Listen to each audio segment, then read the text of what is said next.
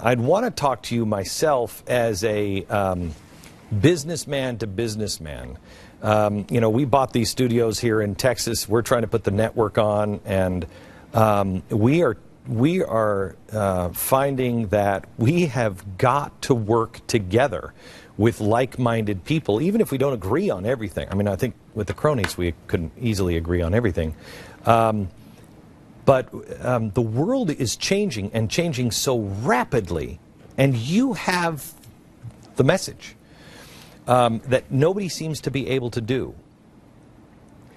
Well, Glenn, thanks for having me on the show. Thanks for having me on the radio show this morning, too. It was a ton of fun. Good. I have a message. I don't know if I have the message. You know, I think that with the Kronies, what we were really trying to do is get at an issue that I think actually spans across the left and the right, which is whatever you think the role of government should be, you certainly don't want it to be corrupt, right? So the question, though, is, and I think the center of the debate is, well, what's the source of that corruption? And I think if you consider yourself on the right, then you tend to look towards government. And if you think yourself on the left, then you look towards big corporations and the concentrations of power and money.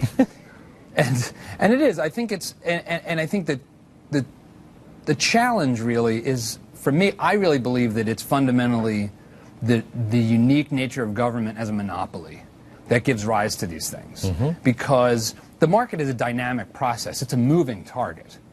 And is there anything more static, really, than government, than the institutions of government? And so it's basically like pinning that bullseye on a wall and making it really easy to hit. So if you're, whether you're General Motors or General Electric or you name the big corporation, and you have a fiduciary responsibility to go after the maximum profit, if you have an opportunity to use legislation to help do that or to help keep your competitors at bay, you're going to do it. And honestly, the incentives are so perverse that it's not even necessarily a matter of morality at a certain point. Because if your competitors are doing it, then are you going to fire your people to be the nice guy because you let the other guys take the subsidies, rig the rules against you? I mean, what's that mean for the people you wake up with and have to look at every day? I mean, as a business owner myself, I care a lot about the people that work for me and that work with me.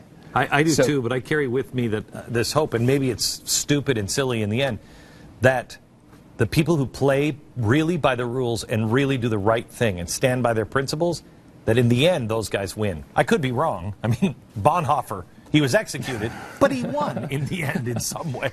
He won. I would hope that it would end better than that, but yeah, I'd like to hope so too. I think. Yeah, it's take a drink. May we not all be executed for what we believe in. Why don't we just take a break on that one, and then we'll come back, you know, and less execution talk in the next break. Back in a second. Sounds good. 4, take 4.